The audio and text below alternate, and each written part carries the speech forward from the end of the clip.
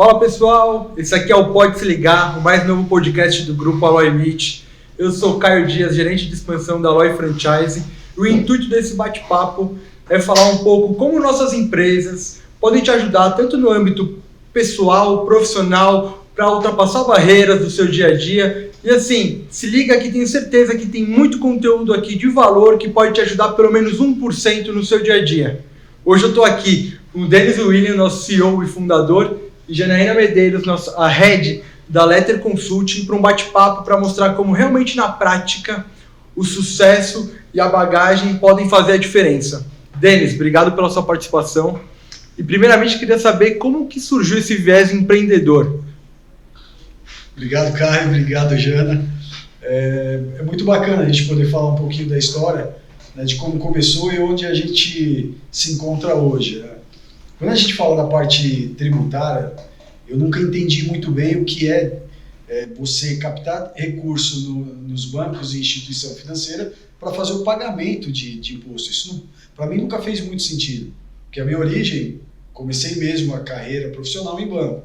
Trabalhei no Santander, no Safra, no Real, essa problemática sempre foi a mesma. Eu vi os clientes indo lá, pedindo empréstimo, fazendo os descontos, diminuindo a margem deles para que se pagassem os impostos. E eu sempre procurei entender de fato o porquê porque eu tenho que emitir nota fiscal, eu tenho que ter regularidade de certidão e eu não consigo faturar se eu não tiver com os impostos regulares. Então isso sempre foi uma questão que me intrigou bastante. A minha formação ela é em administração com ênfase em análise de sistemas. E quando eu saí do banco, eu saí meio que indo para o mercado financeiro, entendendo o outro lado da mesa. Então eu emprestava dinheiro, aí eu fui para o mercado para entender de fato o que acontecia nas empresas, para que elas fossem buscar os recursos nas instituições financeiras, né? E nesse meio tempo, da saída do banco até eu entrar de fato no mercado tributário, tinha uma pessoa, um diretor que trabalhou comigo no Banco Safra, e ele saiu do banco também e entrou numa consultoria tributária. E ele me chamou, ele me ligou lá e falou: Denis, fiquei sabendo que você saiu do mercado e tal, queria vem aqui conversar, bater um papo e tal, que é exatamente o modelo que a gente tem hoje de franquia, né? O que a gente proporciona para o franqueado, para o cara que sai do corporativo, o cara saiu e ele quer empreender no mercado, o suporte que a gente dá hoje como Letter Franchise, ele é muito maior, porque hoje nós temos uma estrutura de fato do que naquela época. Mas o conceito, a concepção de você empreender nesse mercado tributário, ele se originou ali. Então foi aí que eu comecei a entender de fato como funcionava o mercado tributário. Então eu fui me especializar, aí fiz diversos cursos aí na parte contábil fiscal, aí fiz GV, planejamento tributário, gestão fiscal, e fiz um LLM, que é considerado mestrado profissional, em direito societário. Que tudo isso se converge na parte tributária, que é você conseguir uma eficiência no pagamento dos tributos que te gera uma economia de caixa. Então, nesse sentido, toda essa breve explanação do que é o mercado tributário foi que eu ingressei. E nessa mudança, assim, para todo mundo que muitas vezes já pensou em empreender, né? Você saiu de um trabalho fixo, né, e arriscou. Qual que foi a principal barreira nesse momento? Porque a gente sabe que tem muita coisa para ser superada, captar cliente, fazer a conversão desse cliente, que também muitas vezes é bem difícil. Como é que foi essa mudança para você? Quando você sai do corporativo, de fato, que você tem por trás uma estrutura que te garante os benefícios e você tem o seu salário ali caindo todo mês, você não se preocupa com algumas outras obrigações que, quando você vai empreender, você obrigatoriamente são os principais pontos que você tem que se atentar, você sai meio perdido, né? Você sai meio sem saber o que você vai fazer. E eu lembro que quando eu saí do banco, eu saí perdido. Eu falei, caramba, porque você acha que sabe tudo, né? Você está no banco lá, você está atender os clientes, você pega balanço, você pega número, você entende do negócio deles, entende o porquê da necessidade dos recursos, então você acha que conhece de tudo. Mas quando você vai para o mercado mesmo, o mercado corporativo de business mesmo, é complicado. Né? Você vê muita gente te sacaneando, muita gente que usa da sua falta de experiência no mercado, mas quando você vai com muita vontade, a tendência ela sempre vai ser você alcançar os seus objetivos, mas você pega muitas pessoas que se aproveitam disso. Então o modelo que a gente hoje procura proporcionar para os franqueados é essa experiência, em toda essa trajetória que a gente já trilhou, de tropeço, de pessoas mal intencionadas, de clientes mal intencionados, né, que a gente ainda pega muitos clientes espertão que quer mudar a cláusula contratual, que tira isso aqui, ajusta ali e tal. Na hora que você apresenta todo o know-how e mostra para ele ali no detalhe o que ele tem a recuperar, né, o que ele está fazendo de errado, isso aqui eu posso fazer interno, né, então não preciso pagar o honorário para os caras. Então o que a gente procurou proporcionar de fato é essa estrutura de apoio, acompanhamento e formação desse cara que sai para o mercado meio que perdido e às vezes desorientado, sem saber de fato o que espera por ele lá fora, né? A gente conseguir dar esse norte e encaminhar ele. Depois dele entendendo esse mercado, porque o cara quando ele entra na operação Letter, ele passa a ser um cara que ele consegue olhar para o negócio e visualizar o negócio em si. Não uma operação. Ele vê um cenário macro, né? Ele está do lado de fora, ele vê todas as oportunidades. Exatamente. Porque aí, no nosso modelo, a gente tem o banco digital, a gente tem os meios de pagamento, a gente tem a operação de corretora, tem aí as outras estruturas de TI, que a gente consegue gerar eficiência em todo o modelo do negócio. Porque quando o cara empreende, e eu vou te falar que 90%, mais de 90%, é o cara que, vai pra cima, desenvolve e tal, negocia, fecha contrato, traz e começa ali o negócio. Isso é o que o cara sabe fazer.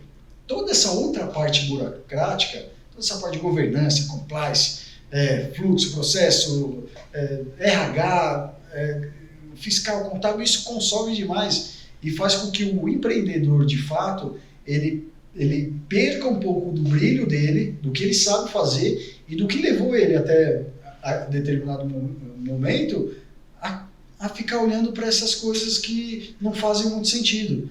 Né? Então, quando a gente vai para a mesa, conversando com o cara, dando uma solução fiscal, uma solução contábil, solução financeira para ele, uma seleção de meios de pagamento, onde a gente consegue transformar o cara num banco. Ele sai da estrutura de banco que ele utiliza hoje, ele passa a ser um banco para os caras.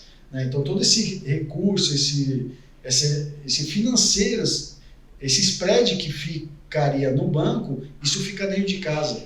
Né? Então, a gente começa a formar o cara que sai perdido e começa a direcionar ele para o mercado. Aí, se ele vai continuar ou não, a gente vê que muitas pessoas aí começaram com a gente e tal, e cresceram, evoluíram, e hoje aí estão no mercado voando, mas esse é o nosso objetivo aqui, pegar o cara que sai perdido mesmo, ou até mesmo o cara que tem o objetivo claro, eu quero isso, eu quero ser um cara de negócio, eu quero ser formado para entender de business, de negócio e tal, e é isso que eu quero. Então, ele vem para cá e nesse modelo que a gente tem, a gente forma um cara. O modelo de franquia já é isso, né? Porque o modelo de franquia você terceiriza o risco, mas você já entra em algo que já funciona. O modelo de negócio já está de pé. Você elimina muitas burocracias, muitas etapas da esteira de ser um empreendedor.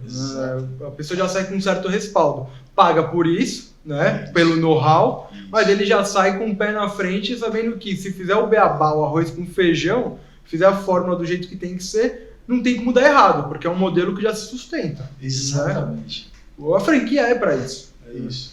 Mas eu acho que até, tendo em vista o que você estava conversando e falando, a gente pode perceber que não adianta só o cara ter talento. Para ser nessa via de empreendedor e de sair do CLT para o PJ, tem que ser muito suor, vestir a camisa, comprometimento, atitude, porque senão as coisas não tracionam. Ele tem que colocar a cara a tapa mesmo, ir pra cima, vestir a camisa, porque a gente estava falando até antes de começar, né? Não tem fórmula mágica, né? Hoje em dia a gente tem um monte de guru na internet que vende fórmula mágica de sucesso, de como ganhar dinheiro de forma fácil, e a gente sabe que isso aí pode até trazer, mas é momentâneo, e o que vem fácil vai fácil. Então quando um cara sai, realmente veste a camisa para ser empreendedor, compra uma franquia, ou independente, abre uma empresa, e ele sabe que ele tem todo mês um sócio para pagar, que é o governo, ele tem as obrigações para cumprir, folha, tudo mais, ele tem que fazer venda, contabilidade, emitir nota, entregar o serviço, o produto, que seja, o buraco é muito mais embaixo. E se ele não tiver aquele feeling, aquela veia empreendedor, muitas vezes a gente sabe que a empresa para, estagna e ele volta para o CLT ou tenta se realocar. Né? Assim, até, acho que a gente até passou um pouco, mas qual que foi o maior desafio para você quando você fez essa mudança? O que foi que você falou assim, teve algum momento que você falou, putz, isso aqui vai ser difícil contornar, será que eu fiz a decisão correta para minha vida? Teve algum momento que você repensou? Teve. Foi quando nesse tempo de saída do banco e quando eu entrei nesse mercado tributário, quando a Receita Federal ela regulamentou a matéria do que a gente trabalhava e discutia de forma judicial, que era, né, as ações lá do INSS, e a Receita regulamentou. Então ela trouxe, de fato, o que ela reconhece como não incidente, né? como não incidência do INSS.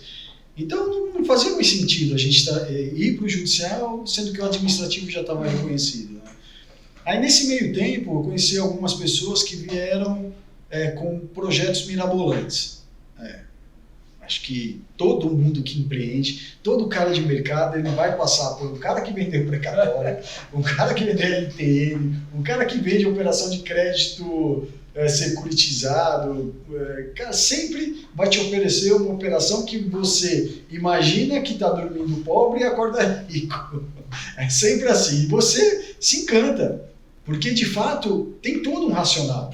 Né? E é um mercado de maluco. É um mercado que quando eu comecei, e a gente foi, porque no mercado financeiro, né, toda estrutura que era montada, era apresentada, fazia todo sentido. Né, com Basileia, com alavancagem, com título, com reconhecimento da dívida, com criação de liquidez do papel, tudo amarradinho, redondinho. Eu falei, pô, existe a operação. A gente ia para dentro de banco internacional, conversar com os caras, e os caras ali falando da operação, eu falei, cara, não é possível, existe a operação. Então, nesse meio tempo, eu perdi muito tempo correndo atrás disso e tal, que são os famosos papeleiros, né, que o pessoal fala, que vem desse tipo de papel. Você pode perguntar quantos anos você tinha nessa época? Eu tinha uns 27 por aí. Mais ou menos, 27, 28. Acho que por aí, 28, 29, não. É isso aí, uns 28, 29 anos. E cara, esses caras, você não entende a quantidade e como que esses caras sobrevivem, porque a operação não se liquida, a operação, no meu entendimento, porque a gente foi muito profundo na operação, tinha um banco em Bruxelas que tinha um contato, que a gente entendia o que você mandava para lá, o que eles mandavam de informação. Então a gente foi muito profundo. E tudo que era pertinente à nossa parte a gente apresentou. Então, e as amarrações que foram feitas juridicamente davam um respaldo para a gente poder receber se de fato existisse a liquidação. E não existia. E aí, nesse mesmo momento, foram em torno de 6 meses, mais ou menos, tentando, porque aí eu esqueci o tributário, esqueci o foco principal, que era o que estava me dando resultado, e parei e fui focar nessa outra operação. Que esse é um dos problemas que a gente fala que quando se inicia a operação, foca, né? Desenvolve a operação, monta a sua carteira e deixa uma carteira de recorrência, que aí sim você pode pensar em empreender em outras áreas. E lá não, lá eu comecei, trouxe alguns clientes e no mesmo momento já veio essa operação, que com volumes gigantescos, não sei quantos bi e tal, isso, aquilo. Falei, beleza, aí comecei. Quando eu vi que não tinha nada, eu recuei e voltei para a operação tributária. E nesse meio termo, eu conheci mais 4 pessoas que tinham uma operação, de uma OCIP, que essa OCIP era para entrar num processo produtivo, ela tinha importação e tinha isenção na saída, então podia comprar, tal. Dava para fazer um arranjo tributário que daria uma eficiência no produto final e você participava dos lucros, né? Então a gente começou ali e de novo veio um outro cara, ofereceu uma operação também mirabolante ali pro pessoal e todo mundo queria participar daquilo ali. E era uma operação que totalmente fora de qualquer legalidade, né? E aí eu vi aquilo ali e falei, cara, eu tô fora, não vou participar. Aí nesse momento que, mais uma vez que você perde o chão, que aí você fala, puta, eu tava no escritório tributário, com os caras que conhecia da matéria e né, não dava o suporte que a gente tem, mas estava ali, né, a gente estava ali fazendo um negócio e tal. Aí fomos para uma outra operação que a gente estava desenvolvendo, então, isso aqui com mais 4 sócios. Aí, puta, não deu certo. Eu falei, quer saber? Eu vou para casa. Aí eu fui para casa, aí nesse momento que foi a virada de chave mesmo, que eu falei, cara, eu não preciso de ninguém, eu não preciso desses caras, eu conheço da matéria, eu estudei, eu sei do que eu estou falando, eu montei a empresa para fazer essa operação, por conta do que a Receita tinha regulamentado, e falei, cara, eu vou tocar a operação sozinho. Então, aí comecei, de casa, lá do meu apartamento. Minha esposa me dava R$50 por semana para poder colocar gasolina e visitar os clientes e voltar. E nessa época dava, né, Denis, para R$50 com gasolina, né? Dava para rodar bastante, né? Agora já não tá dando, né? É verdade. E os caras não diminuem o ICMS, né? Pô, diminui o imposto federal e ICMS lá, eles deixam lá em cima. Mas enfim, essa é uma outra. Mas nessa época aí, Denis, até acho que num bate-papo que a gente estava conversando, você falou, nessa época eu era tudo, eu era secretária, eu era operacional, eu ia no cliente, ligava, falava assim, não, daqui a pouco saindo daqui minha secretária vai te encaminhar um e-mail formalizando. Aí era você que mandava o e-mail, você que fazia todo o trâmite, mas para os outros a operação estava super estruturada, era enorme. Muito legal. Mas é isso, né, Denis? O começo sempre é desafiador, mas é muito interessante a gente olhar hoje os resultados da Letter, né? O crescimento da Letter, pilares tão bem sustentáveis aí de mitigação de risco, melhora de fluxo de caixa e o tanto que a gente impacta nos nossos clientes, né? Tem todo um propósito por isso, né, Denis? Você lembra do final do ano, o cliente agradecendo, falando, ó, Janelinha, quero te agradecer porque eu ia fechar as portas da empresa, sim, se você não me ajudasse nisso aqui e tal. Porque além do fato de ser uma atividade comercial, a gente tem essa função de ajudar as empresas. Então, quando a gente entra para dentro de uma empresa, de uma companhia, a gente passa a analisar os números, a gente passa a prestar, de fato, um apoio para a empresa para que ela passe a não desperdiçar recursos. Né? Então, esse recurso é dela, é do caixa, ela pode reinvestir na atividade dela, gerando mais empregos, né? Sustentando novas famílias e tal. Então, é uma atividade bastante interessante. E nesse caso de quando eu ia, né, visitar as empresas de casa, era muito legal, cara. Porque assim, você vê que, de fato, é um crescimento muito, muito bacana, porque você precisa ter uma resiliência muito grande. Pensa você, sem nada, sem estrutura nenhuma, você sem dinheiro para nada, nome sujo, novo, né? O cara te olhando ali na frente, cara, será que é mais um aqui vendendo isso e tal? Então você ia lá, colocava o meu terninho, tal, surradinho, camisa, gravatinha, pastinho embaixo do braço e ia lá, tal.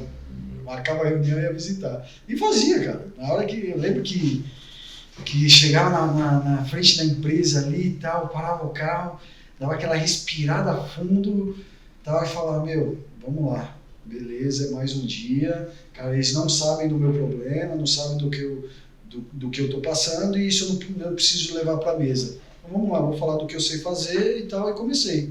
tal, ia lá, fazia apresentação, aí, entendi, legal, bacana, então faz o seguinte, quais são os próximos passos? Aí eu falei, então tá bom, meu jurídico vai te mandar a minuta, meu operacional vai te mandar a relação de documentos, e a gente vai tocando a operação. Você pensava grande já, né, Denis? Na estrutura mesmo. Exatamente. Eu sempre acreditei no potencial, nunca duvidei da essência que eu sempre tive. Né? Essa essência é genuína, a gente nunca foi uma essência de sacanear ninguém, a gente sempre tive a essência de muito trabalho. Comecei a trabalhar com 10 anos de idade, né? Empreender, na verdade, com 10 anos. Eu tinha um pé de goiaba em casa, né? Eu conto essa história para todo mundo. E minha mãe não tinha dinheiro para me dar para comprar pipa, bolinha de gude e tal, e era fissurado nisso, era maloqueiro. Pensa no maloqueiro. E eu queria brincar, tá todo mundo brincando lá e tal, e não conseguia. Aí, tinha um pé de goiaba em casa, uma feira na rua de casa, ia lá, pegava as goiabas, tal, lavava, colocava no saquinho, colocava num cabo de vassoura, metia nas coisas e saia vendendo. Os caras brigando na feira, que não podia e tal, mas os caras aí, ia lá, vendia, ganhava meu dinheirinho, comprava minhas coisas. Aí quando não era a época de goiaba, aí eu cheguei a puxar carroça mesmo, carroça de ferro velho, né? Tinha um cara passando na rua, isso eu tinha acho que uns 13 anos por aí, 12, 13, 14 anos. Aí o cara tava passando na rua e ele passava ali, ficava o dia inteiro, né? O cara tinha até problema de deficiência na perna e tal. Aí eu chamei ele perguntar, não lembro o nome dele, falei, cara, quanto que você ganha? Fazendo esses carretos e tal. Aí ele falou, eu ganho tanto. Aí fiz as contas na hora dos carretel de linha que ia comprar e tal. Eu falei, cara, não é possível. Já fez o markup ali? Já. Eu falei, vambora então. Eu fui lá, peguei o carrinho, né, carroça, né, que você ia puxando. Cara, isso aí na rua, puxando, papelão, ferro, aço, cobre. Era cobre, como você achava, era uma maravilha. Né? Queimava o fio e tal, e dava um bom dinheiro. Então, assim, sempre foi muito trabalho, né? Sempre foi a nossa natureza foi de muito trabalho, né? Aí fiz Senai, que era tempo integral, depois saí fiz tornearia, aí fui para aquelas lojas fórum de roupa, aí vendi jornal, telemarketing, ligando para as pessoas, depois net TV a cabo, porta a porta, saí batendo sol, chuva, assinatura aqui. Aí fui para uma escola de inglês, também muito interessante. Essa foi um crescimento profissional bacana, né? Que você ia lá fazer a visita na pessoa, a pessoa nunca te viu, então você tinha que vender a escola da melhor forma possível e tal, mostrar o preço, daí a técnica era vir reduzindo, mas para isso tem que fechar hoje. E a pessoa te dava o dinheiro, o cheque na hora, na confiança. Na confiança. Sem nunca ter te visto, não. Hoje em dia, né, a gente vê tanta coisa que acontece de golpe. A gente fala, será que esse modelo se replica? Às vezes a gente está falando com um franqueado nosso e a gente tem franqueado em várias regiões do país. Né? Então eles falam às vezes algumas coisas que funcionam para eles e a gente olha aqui para São Paulo e fala, cara, isso aqui jamais vai conseguir. Você vai bater na porta de uma empresa para falar com o CEO, com o chefe, o cara não vai te receber para você sentar na mesa dele, você vai tomar 30 minutos do tempo dele para escutar uma pessoa que nunca ouviu, uma pessoa que ele não sabe da onde vem, o que vai querer oferecer. E tem regiões ainda que isso se enquadra e dá certo, né? É verdade. E a gente fica, às vezes eu fico de cara vendo isso, eu tiro o chapéu para os nossos franqueados, às vezes em um determinado momento eu falo, baita coragem, atitude, às vezes o pessoal tá pelo telefone, tem medo de pegar o telefone para ligar e você tá aí na rua, porta a porta. Ixi, pessoal, eu conheci alguns franqueados e eu mesmo na época, às vezes eu tava passando aqueles caminhão com telefone e tal, ia lá, pegava, anotava tal, e pegava e ligava para a empresa e falava do trabalho e tal, olha, assim e tal. O cara também não nos conhecia, né? E aí só para complementar, né, a nossa essência ela sempre foi muito trabalho. E a gente procurou estabelecer na marca Letter Consulting a verdade do que a gente desenvolve, nunca deixar o cliente na mão. Então, o que ele precisar da Letter, da equipe, de trabalho, de defesa, de discussão, a gente está 100% disponível para os clientes. E isso a gente demonstrava nas reuniões. Então, quando se colocava todo o trabalho que era feito, a forma de execução, do acompanhamento e de como a gente estabelecia os entregáveis para os clientes, então sempre ficou muito transparente de que nós éramos diferentes. Aí no meio tempo aí, dessa nossa jornada, a gente começou a ser colocado no meio de alguns maus profissionais, algumas consultorias ruins, né, que vão para dentro das empresas e fazem um trabalho de qualquer forma, inflam o crédito. Então, às vezes o cara tem lá 1 milhão de crédito, o cara vai lá, você tem 3 milhões, 4 milhões de crédito. E cara, isso é muito ruim porque queima o mercado. E, né, como vocês sabem, todos os profissionais nossos aqui, a maioria, todos não, mas a maioria vem de Big Four, são caras altamente qualificados, né, conhecem da matéria, sabem como funciona a Receita Federal, né, tanto que né, nós somos a única, e eu posso falar que nós somos a única consultoria tributária que faz a parte de recuperação de crédito, que a Receita deposita em dinheiro na conta do cliente em 90 dias. Então a gente tem mais de 2.000 clientes hoje que estão sendo atendidos nessa modalidade. Entra, pede o ressarcimento, em 90 dias a Receita tem depositado na conta. E acho que esse compromisso com a verdade, com a qualidade do crédito, né, Denise, é muito forte com a Letter, né? Tem isso. A gente não vai oferecer algo que ele não tenha direito, de fato, que ele tenha pagado de uma maneira incorreta anteriormente. Ele tem que receber o que é dele. A gente fala de justiça fiscal e é nesse ponto.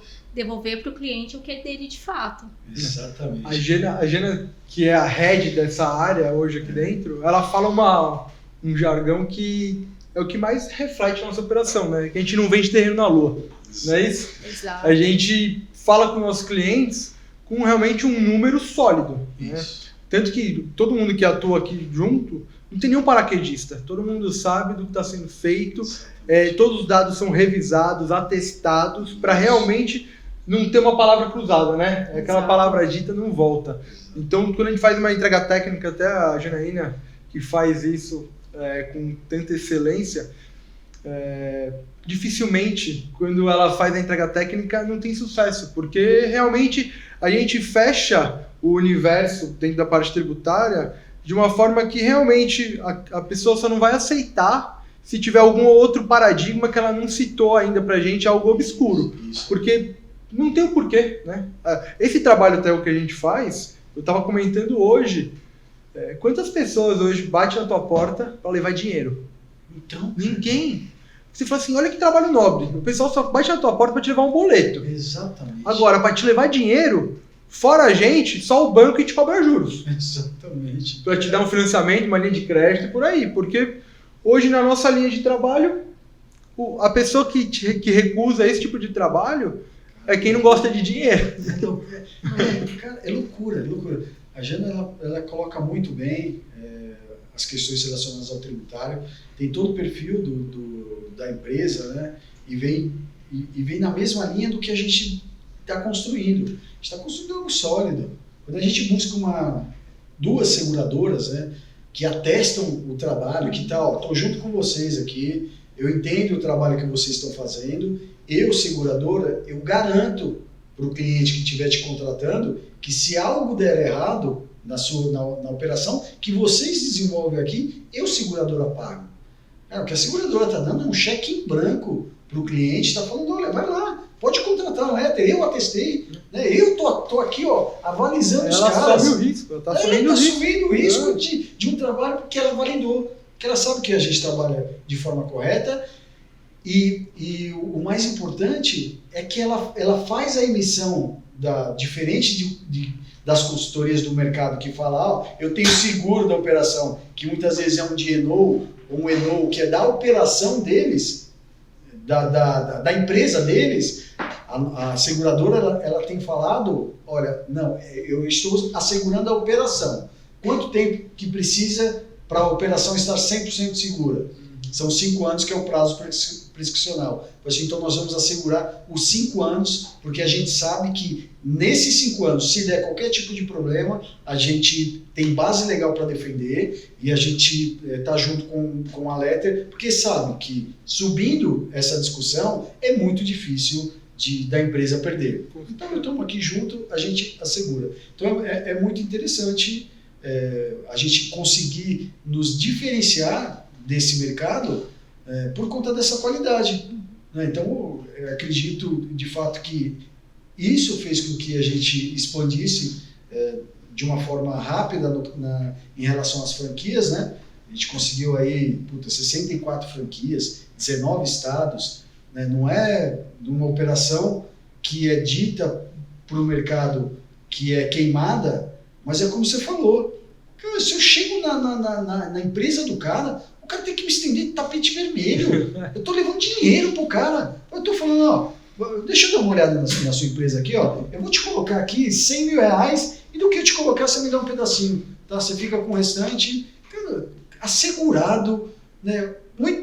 Agora, como a gente tem partido para ressarcimento, cara, eu vou te depositar o dinheiro em conta. Né? Desse dinheiro em conta depositado, depois você me participa. Não quero nada antecipado. Tá? Então a gente se garante tanto no nosso taco, né? Fala, cara, a gente é bom, cara, eu não quero nada antecipado. Deixa eu mostrar o meu resultado, o que eu vou fazer desenvolvendo um trabalho para vocês, e desse resultado você me dá um pedaço. É um dinheiro que a pessoa não contava, que vai entrar líquido no fluxo de caixa dela. E a gente até estava conversando, eu, Janaína, a gente tem relacionamento com muitas pessoas e a gente enxerga esse trabalho, muitas vezes, você falou, tem empresário que liga agradecendo, tem outros que falam assim, olha, eu estava querendo ampliar a minha operação, esse dinheiro vem em boa hora para aumentar uma planta de produção, conhecer uma nova linha de produto, aumentar estoque, esse dinheiro vai rentabilizar para ele, vai entrar às vezes no momento para 13º, para folha, que seja, que vai começar a promover muitas outras coisas. Isso. Às vezes o cara não está contando com isso, tá para fechar, foi o que você tinha falado. O cara tá para fechar e toma um fôlego maior. Cara, quantas empresas que a gente já não pegou aqui que trabalha com margem de 1,5%, resultado líquido lá 1,5%.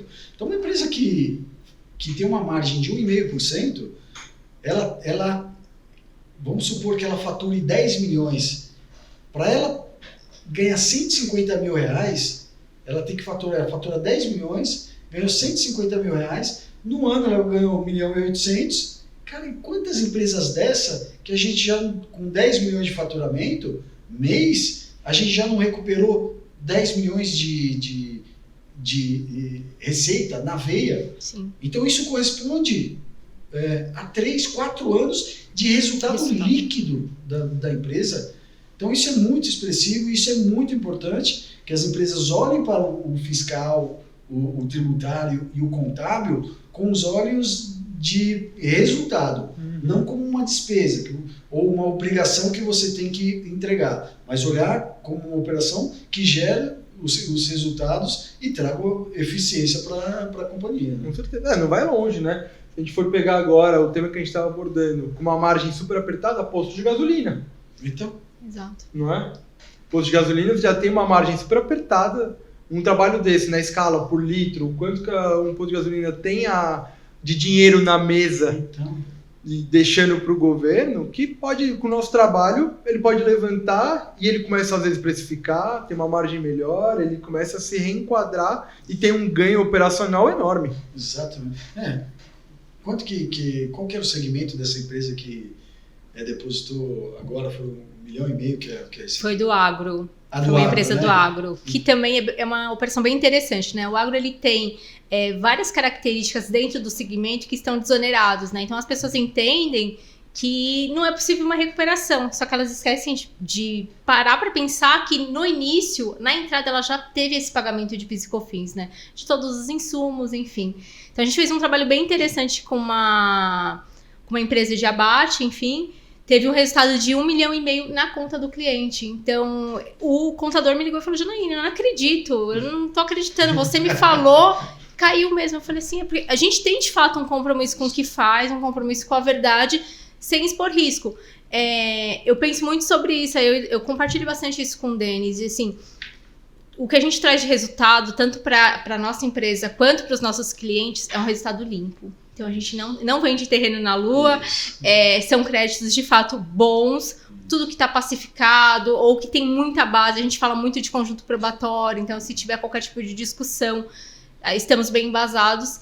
E resultado direto na conta corrente do cliente, de fato, é algo muito, muito significativo. A gente pode mudar a vida da empresa. Exatamente. Como tem mudado, né? Tem mudado. Você lembra o faturamento dessa empresa? Porque foi 1,5 milhão e tem outras tranches, né? Tem.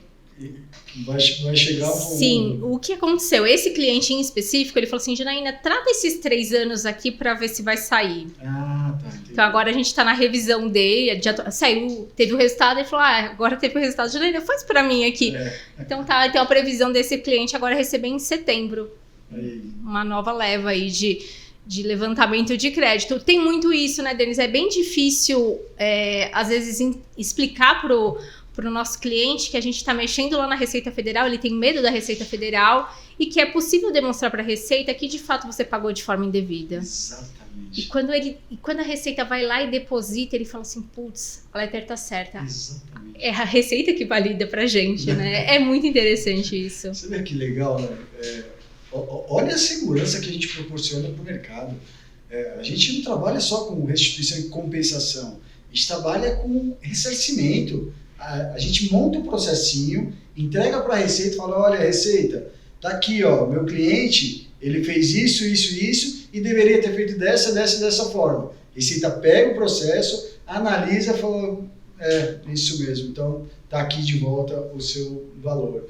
Então, são algumas validações que expressam, de fato, o que nós temos entregado para os nossos clientes. Né? Como esse do agro, posto de gasolina, supermercado, são segmentos que têm dado muito resultado. Indústria, que tem um processo produtivo complexo, que tem várias etapas. Supermercado, por exemplo, o cara tem a indústria e tem o comércio. Então, parte do insumo que ele compra, farinha, que era para revenda, ele usa para fazer bolo, produção e tal, ele industrializa. Então, como que se trata isso? Que, de fato, ele tem de crédito que ele pode utilizar. Então, no ST, o mercado foi lá, fez uma puta promoção tal, e baixou. Só que o ST dele foi calculado sobre a margem cheia. Como é que ele restitui esse valor? Eu acho que tem um ponto bem interessante, Denis, que eu venho de empresas, né? Eu não venho de consultoria, minhas últimas posições foi em empresa. Era sempre parar para olhar para o meu negócio ali e entender quais eram as possibilidades de crédito. Eu sempre brinco que eu era caçadora de créditos, né? Sempre estudando, entendendo quais eram as melhores possibilidades. Hoje na Letter a gente faz isso para cada cliente. É parar e olhar de maneira individualizada e personalizada para aquele negócio. E quando você consegue destrinchar a operação dele, é ali que está a oportunidade. E as outras consultorias, normalmente, elas passam ao largo, né? Elas não param para olhar. Então, assim, eu sinto um orgulho muito grande de poder falar que todos os meus clientes eu, de fato, observo. Porque eu consigo validar, eu sei exatamente o que aquele cara vendeu, como é que está a operação dele. E isso impacta muito no nosso resultado. A gente sabe aí dos crescimentos. E acho que é um pouco disso, de parar para olhar de fato para esse cliente e cuidado, né? A gente tem que ter cuidado com o cliente, porque de fato mexer no bolso aí dele e no que ele pagou para a Receita é uma atividade sensível, mas temos conseguido bons resultados e assim, é a certeza de fazer a coisa certa mesmo. Resultado consistente, né? Esse é o nosso lema, a gente entregar o que de fato é consistente, né? Isso que criação do podcast, né? Pode se ligar, que é para você se ligar. Empresário, você tem que se ligar. Você precisa olhar para a sua operação dentro do que você de fato tem pago nos últimos anos, o que você pode restituir, o que você consegue gerar caixa imediato, o que você pode trazer de eficiência em todo esse arcabouço que muitas vezes é antigo. Então, a gente tem uma estrutura que é muito já maçante e que é engessada e que parece que está amassando barro e não sai, e não vai, você precisa olhar, né? Então tem que se ligar para esse tema, que é um tema extremamente relevante, pode te dar um resultado muito interessante e, como a Jana falou, a gente pode salvar muitas vezes a companhia de um prejuízo, ou de uma quebra, ou de uma situação que pode colocar ela num ponto crítico, né?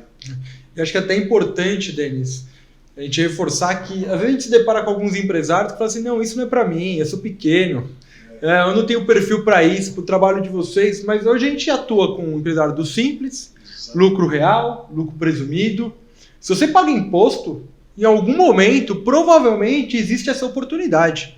Isso. Porque o contador ele faz as entregas, né? Ele não faz esse arranjo de acompanhar o que é entrega e a harmonização com a parte jurídica, né? Com as autorizações tributárias e por aí mais. Então, o nosso trabalho vem para fazer essa harmonia, né? Para fazer esse complemento. E se você garante que o seu contador faz todo esse trabalho, deixa a gente fazer uma segunda auditoria para ver se realmente ele está fazendo a forma correta. Isso. Ninguém está querendo apontar erro, né? É importante, sempre que a gente coloca nas empresas, né, é que o erro não é do contador. Né? Não é que o contador errou, o pessoal do processamento de folha que errou, não é erro deles. Por exemplo, na folha de pagamento existem algumas amarras na CEFIP que te obrigam a pagar mais. Então você obrigatoriamente, mesmo conseguindo enxergar o que você tem ou não direito a excluir da sua base de incidência, você tem que ir lá e continuar pagando, porque é uma base amarrada entre o que é patronal, outras entidades e o funcionário. Então você não pode mexer na base do funcionário que a Receita entende que você é só um agente repassador. Se só retira dele, repassa para o INSS. A discussão tem que ser feita por ele. Como o sistema é amarrado, ele te obriga a pagar mais. Então não é um erro do pessoal do processamento de folha. Da contabilidade, da mesma forma. Se a gente pegar a Constituição Federal até hoje, são mais de 5 milhões de alterações, né, no total, acho que 50 alterações por dia útil. Então você imagina, você com a sua demanda de entrega, de obrigação, para você escriturar, para você validar nota, para você validar a estrutura da nota fiscal, seu fornecedor, subir as informações, contabilizar e ainda ter que entender dessas 50 normas que foram alteradas, o que se aplica à sua atividade, aonde que você altera no seu sistema de gestão, no seu ERP, o que muitas vezes impacta na alteração do seu cliente. Porque o seu cliente vai ter que alterar isso na emissão da nota dele para você conseguir receber. Então é muito complexo, né? Então não é culpa do contador, não é culpa do pessoal de folha. O sistema tributário nosso, ele é muito complexo, ele exige uma qualificação de uma inteligência artificial, que é onde a gente aplicou e a gente investiu, ter todas essas alterações mapeadas e fazer esse cruzamento de forma eletrônica muito rápido e muito consistente, porque humanamente é impossível você conseguir acompanhar e atender às suas obrigações, né? Show! Mas eu acho que tudo que a gente falou aqui só mostra a seriedade que é a empresa, né? Só mostra todo o respaldo que a gente tem técnico, né, com pessoas extremamente qualificadas e também com um viés do ganha-ganha, do que realmente a gente está aqui para ajudar e não prejudicar. Né? A gente tem o nosso papel social muito claro, a gente tem nossos objetivos. E eu acho que para quem continuar acompanhando esses podcasts, acho que vamos começar a ver cada vez mais as informações do que como o grupo ajuda os empreendedores, as empresas, o mercado a se desenvolver com soluções cada vez mais inteligentes. Tem algumas coisas que às vezes aparecem aqui, eu falo, não entendo nada, quero entender, mas a gente entende que é sempre por um lado positivo, né? Nada por negativo. E aí, Denis, até para a gente conseguir fechar esse podcast por conta do tempo, chegaram algumas perguntas. Tá preparado? Bora. Certeza. E a primeira que eu acho que é muito interessante seria o que você falaria pro Denis de 10, 15 anos atrás. Cara, eu falaria, toma cuidado com as pessoas que você coloca do seu lado. Toma muito cuidado. Porque assim, quando você vai para o mercado mesmo, você vai cru, né? E você fica refém de alguns espertalhões e tal, que vê que você tem potencial, que você tem vontade, que você está ali para fazer o negócio, e você vai desenrolar e se aproveitam disso, né? Então, teve pessoas que eu contratei para fazer a operação, depois eu dei uma sociedade, dei assim, né, com metas para entregar, dei uma sociedade que depois me sacaneou, levou clientes, roubou recursos, tive desvio de operação, teve pessoas que teve entrada, teve não compete, e na hora de sair tentou desviar uma série de clientes. Mas o que eu falaria, de fato, lá atrás é para que toda negociação que fosse feita, seja com funcionário, seja com colaborador, um parceiro, estivesse muito bem documentado e todas as regras bem definidas, o papel de cada um, as entregas que cada um vai fazer e numa eventual discussão para a gente não sair prejudicado. É o que está acordado não sai caro, né, Denis? Exatamente, isso aí. Acho que é o melhor, deixar tudo muito claro no contrato, gente querendo ser esperta, infelizmente a gente encontra, né, às vezes a gente passa por algumas, mas é deixar tudo muito certinho no contrato. Exatamente. E o esperto sempre encontra alguém mais esperto que ele, né? Em algum momento a conta vem. Exatamente. E aí, acho que essa pergunta vai para os dois. Vocês já se encontram profissionalmente realizados? Pode ir. Olha, eu entendo que eu tenho hoje bons resultados pro que eu me propus a fazer. Acho que estou satisfeita com os resultados, mas assim, eu gosto muito de desafio. Então, assim, quando o Denis me propôs um desafio lá no começo desse ano, uma meta um pouco mais agressiva, eu falei, pode ficar tranquilo, eu vou entregar. A gente acabou de entregar resultado, conseguimos.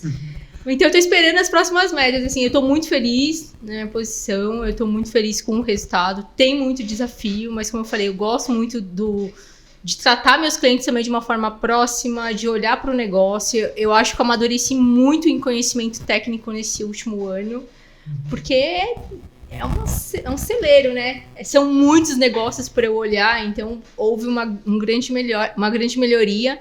Tô terminando um mestrado, então talvez aí vou pensar em dar aula, vou ver se eu tenho esse perfil mesmo de dar aula, mas estou muito feliz, eu gosto muito da vida no escritório, enfim, eu gosto bastante, estou bem feliz. Legal, bacana. Essa pergunta, para quem tem sede, é complicada, porque, cara, lógico, a gente sempre está conquistando e alcançando, então estou super satisfeito até onde a gente tem chego e a forma que a gente tem chego. Porque é muito importante a gente, que eu acho que faz toda a diferença, é você não se perder no caminho, é você ter o rumo e você não se vender por propostas que diariamente chegam, né? Então, você conseguir manter essa essência, manter lá o que você tem como matriz de responsabilidade íntegra, isso para mim é o que vale no mercado. Mas sem dúvida, eu considero que a gente está bem engatinhando ainda no mundo dos negócios. Tem muita coisa aí que a gente está construindo que de fato vai fazer a diferença para o mercado, né? Porque tudo que a gente tem feito, a gente busca fazer a diferença, né? Então a gente tem um instituto que busca trazer as pessoas e formar de fato, né? A gente saiu de uma característica lá meio do assistencialismo e foi mesmo para o corporativismo. Então a gente trouxe indicadores, trabalhar com o jovem, formar ele, para ele poder ter uma armadura para ir para esse mercado mais forte, né? Mais resistente. Então no mercado nosso corporativo, para nós, de fato, eu entendo que a gente está, de fato, de verdade, começando e que essas, como o Imobcoin, isso é uma mudança de paradigma do mercado imobiliário, né? A Imobcoin, de fato, ela vem para mudar o que o mercado vem trabalhando de 50 anos nesse mesmo formato, acontece da mesma forma, processinho do mesmo jeito. Quem quer entrar, quem quer empreender nesse mercado, ou tem um caminhão de dinheiro para colocar na operação e tem peito para ir arriscar esse recurso, ou vai ficar ali fazendo uma casinha, um terreninho, uma casinha, aí vai, vende, compra outro, faz 2 casinhas e começa ali e tal, e quando o cara tiver com 70 anos, 60 anos, o cara tem lá um track record que o mercado exige para que você tenha recurso financeiro, de fato, porque a construção civil ele é capital intensivo, né? E para você poder empreender. Então a Imobicoin ela vem para de fato mudar esse mercado imobiliário, dar acesso para novas incorporadoras, dar segurança para investidor, né?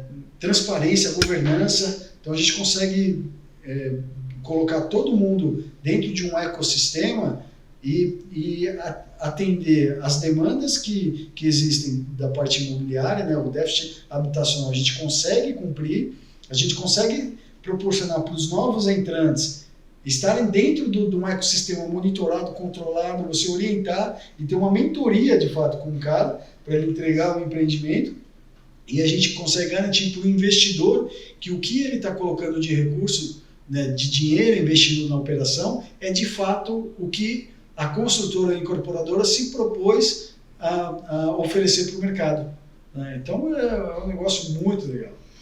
É uma visão muito de futuro isso, né? E quando a gente pensa em futuro, Denis, não tem como a gente não falar de responsabilidade social. Então aí, para encerrar o nosso podcast de hoje, queria que você contasse um pouquinho sobre a aldeia, sobre o propósito, e é uma mensagem muito positiva para isso. Legal, muito bacana. Nossa matriz, ela sempre foi essa responsabilidade social. A gente entende que nós não estamos aqui por acaso, a gente não veio aqui para viver, morrer, acabou e está tudo certo, ou que teremos uma outra vida depois e tal, não. Nossa vida é hoje e agora, então a gente tem que fazer aqui e a gente precisa contribuir para a humanidade hoje. E a Aldeia do Futuro, ela veio no momento em que a gente tinha construído 2 escolas na África, né? E não foi uma experiência tão bacana, porque a gente começou a entender que só vontade e coração não adianta. Se você não tiver expertise, não tiver as regras bem definidas, o compliance, a estrutura jurídica, toda a formatação do que você vai desenvolver no local, não vai funcionar. Mesmo você querendo ir ali, quero participar do social, eu quero lá participar, gostei daquela causa, vou lá, eu quero doar o meu dinheiro ali. Então, isso por si só é muito ruim. E a gente, de novo, fica à mercê dos espertalhões. Então, a gente vê os escândalos que acontecem em algumas organizações, a gente vê desvio de recursos e finalidades. Então, o que a gente propôs para a Aldeia do Futuro é trabalhar com governança, com transparência e tudo muito aberto, né? Então, se a gente pegar hoje, entrar no site da Aldeia, as nossas demonstrações elas estão abertas. Então, você vê lá o financeiro, o resultado, o DRE, e a gente está evoluindo para uma conta de associado que o cara que doou ele vai conseguir entrar na conta, ver o valor que ele doou e aonde foi direcionado. Porque isso é o mais importante, isso é responsabilidade com recurso de terceiro. Uhum. Porque o recurso não é meu, né? O recurso não é da organização, o recurso ele é destinado para aquela ação social. Então, se você não tiver a responsabilidade de entender que o recurso está ali para você administrar isso, não fazer, e administrar para se entregue com aquela finalidade, você não cumpre o papel social. Então, a gente está transformando a aldeia nesse modelo. A replicação que a gente criou dos manuais, que é para qualquer novo entrante também no ramo social. Eu quero entrar, como é que eu faço para entrar, criar um CNPJ, criar uma ONG? Então, a gente vai dar toda essa consultoria e esse suporte para o cara montar a estrutura. Ele, eventualmente, ele pode usar da estrutura da própria aldeia, que tem todos os certificados, as qualificações, para ele poder ter acesso a alguns recursos de governo, alguns outros valores de consulado, valores internacionais, para ele poder desenvolver a atividade dele, mas dentro desse nosso processo de transparência. Então, entrou o recurso, as contas todas segregadas, todas as cotações do que forem feitas, além das 3 cotações que se faz, tem um robozinho que vai no mercado buscar os melhores os preços, porque não adianta também eu trazer 3 cotações de algo que os 3 cotações estão superfaturadas. A gente vê que isso muitas vezes acontece. Então a gente precisa aí, de uma forma independente, trazer e cruzar essas informações. E com isso a gente passa a atribuir rating para a organização, a gente passa a dar indicadores para o cara que está doando o recurso, o cara saber de fato, eu estou doando para quê que é? Vai para o bolso dos caras ou vai para a finalidade ali, que o desenvolvimento de célula-tronco, quero participar daquilo ali. Mas o cara tem certeza de que esse dinheiro vai para esse desenvolvimento ou vai para pagar viagem de um, viagem do outro, hotel e isso, aquilo e tal? Então, para a Aldeia do Futuro, a gente trouxe, já começou desde quando a gente assumiu, e esse foi um dos pontos para a gente assumir, que eu sentei com a presidente e falei, tá bom, eu entendi, eu assumo, só que eu vou mudar 100%. Então, eu saio dessa forma assistencialista e passo a implantar indicadores, gestão por competência, mapeamento de funcionários, PDI, desenvolvimento, toda estrutura que funciona no corporativo, estou trazendo para lá, tudo bem e tal, e começamos. Se a gente pegar, tinha um índice de empregabilidade de 5% em alguns cursos. O ano passado, 2021, a gente atingiu 44% na pandemia, Então foi muito interessante porque funciona, a gente vê que funciona. Então, para os próximos anos, a gente vê que a estrutura da aldeia ela vai passar a ser replicada. A gente já tem conversado com algumas cidades que a gente já vai começar a montar esse modelo de capacitação dos jovens, para o jovem aprendiz ser formado e direcionar ele para atender essa demanda que é muito grande ainda do mercado de trabalho, né? É ótimo, é sempre inspirador pensar nisso, né, Denis? Na forma de capacitação e preparar para o mercado de trabalho, né? Então, acho que a aldeia tem hoje esse viés, e fazer parte disso tudo é muito interessante, porque tem uma parte aí dos funcionários da Aloy também participando de alguns projetos ali, então acho que é muito interessante. Por isso que é muito interessante a gente pensar também nos propósitos que unem também os funcionários aqui da Aloy. Tendo em vista tudo isso, né, a gente ainda escutar que as coisas estão caminhando, né? Estão caminhando, ainda não pretende parar, não pretende estagnar, só pretende crescer e reforçar esse propósito do grupo. Eu acho que para todos que acompanharam esse podcast, não tem o porquê não acompanhar os próximos, porque olha, o que sobrou de assunto para a gente conversar, tinha pergunta e temas para horas e horas aqui de bate-papo, mas a gente sabe que também não dá para se estender muito. Então, pessoal, o que eu posso falar para vocês pode se ligar que vem muita coisa por aí, vem muito tema interessante que vocês não devem perder, tá bom? Obrigado, Denis, obrigado, Janaína, e pode se ligar.